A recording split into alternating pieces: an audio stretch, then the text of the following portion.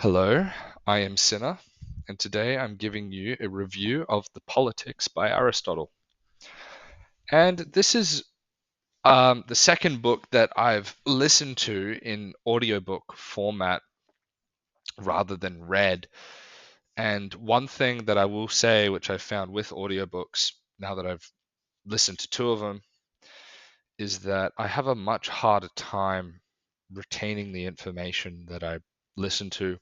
However, I find it easier to listen than to read, so I can absorb more but retain less, which kind of sucks because it makes me want to read it through and through again, but perhaps more easily because I'm already vaguely familiar with all of the the contents.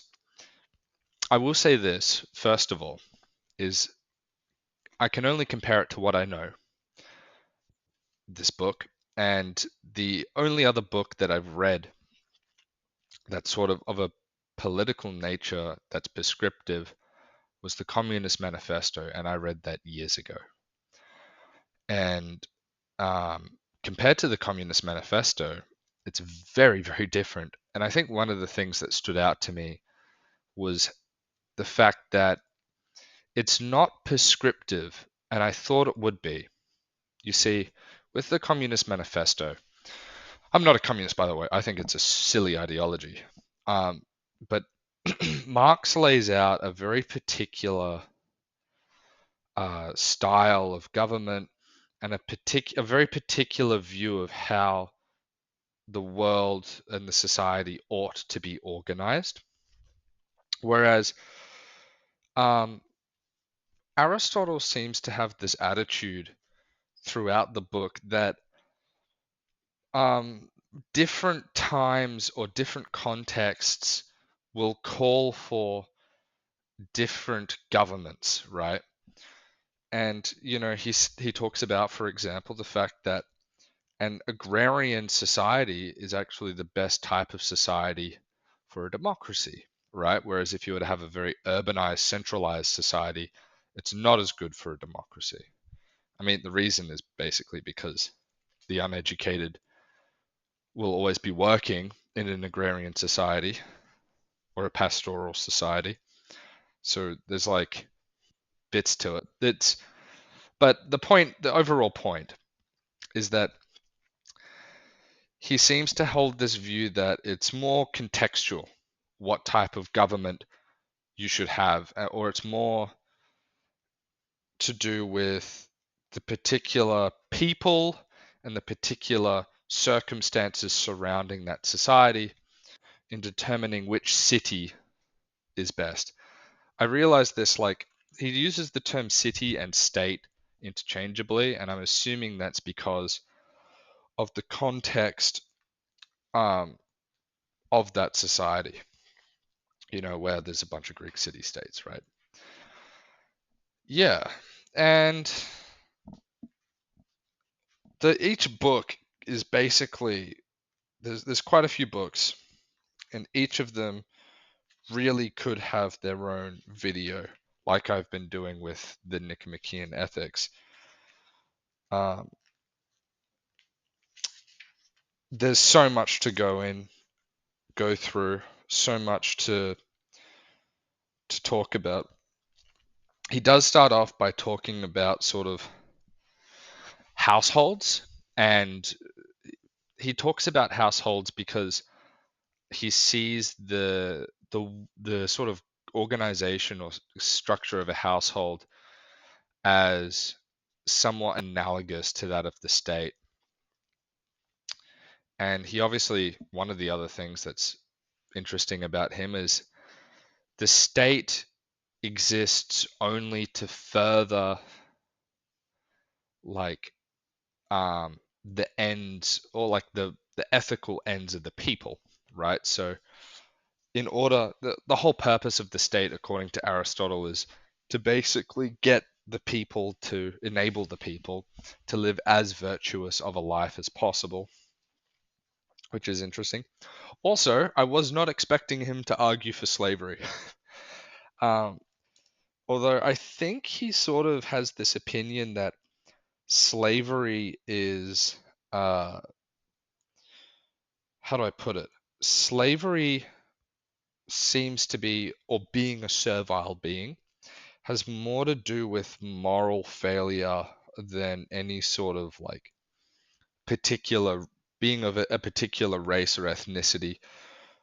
Although I think he does like correlate the two. Let's say he seems to be of the opinion that Greeks are typically not of a servile nature, whereas perhaps other races of people are, and that the citizen is quite distinguished in the sense that like um he's not just your average, he's not a citizen in the modern sense in which we use the word. Citizens in the state are quite exclusive, um, which I think is important to note. So even when he's like talking about democracy today, that would be like, it would not be the democracy that we think of. It would be almost what someone might call um, a oligarchy, right? But for him, an oligarchy would be even smaller. Um, and yeah, he talks about the various different aspects of a society, different, should people hold things in common? Should they hold them privately? Or maybe what proportion should be held in common? What proportion should be held in private? And a lot of the things that happen is like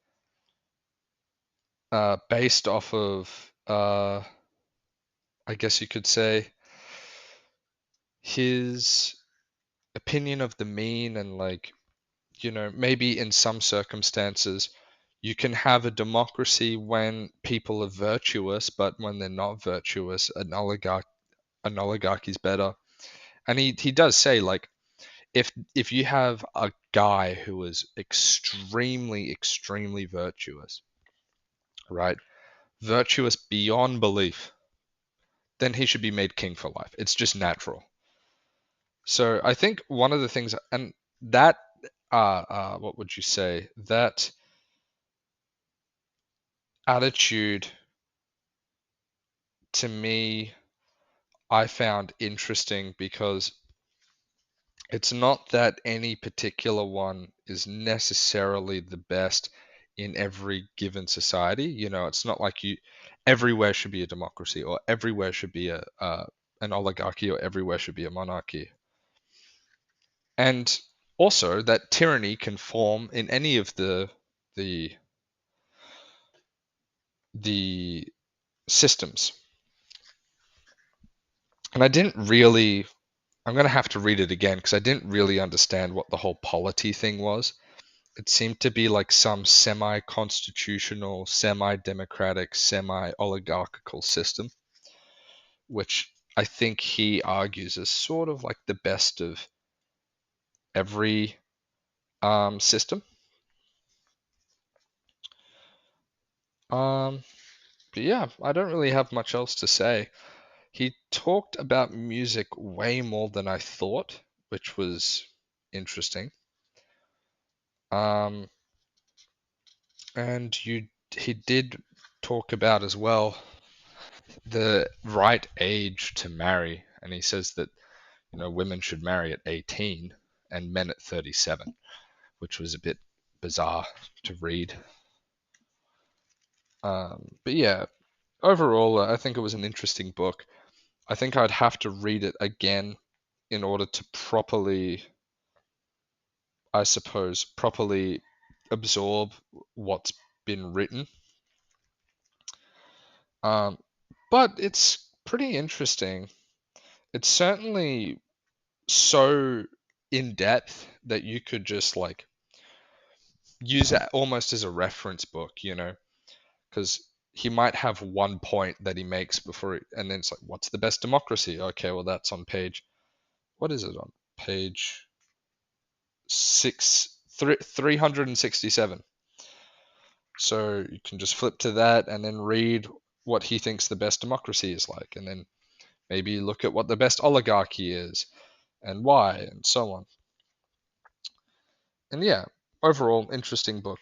I'm going to find one anecdote which I found very, very funny. See if I can find it. It was about Northern Europeans and the not just Northern Europeans, but Southern Europeans, and why sort of Greeks are so smart and awesome compared to everyone else. See if I can find it. Oh, here we go. I'll leave you with this because I found this funny. The nations that live in cold regions and those of Europe are full of spirit, but somewhat lacking in skill and intellect. For this reason, while remaining relatively free, they lack political cohesion and the ability to rule over their neighbors.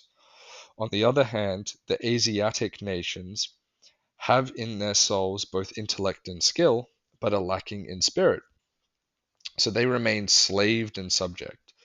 The Hellenic race, occupying a mid position geographically, has a measure of both being spirited and intelligent.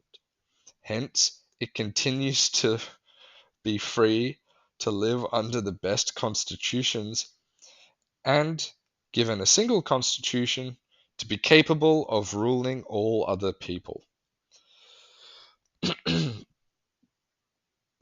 And I just found that very, very funny. Like, just a cheeky bit of Greek nationalism in there or something, Greek racism. Anyway, um, that's all. Thank you for listening. I am Sinner. I'll see you later.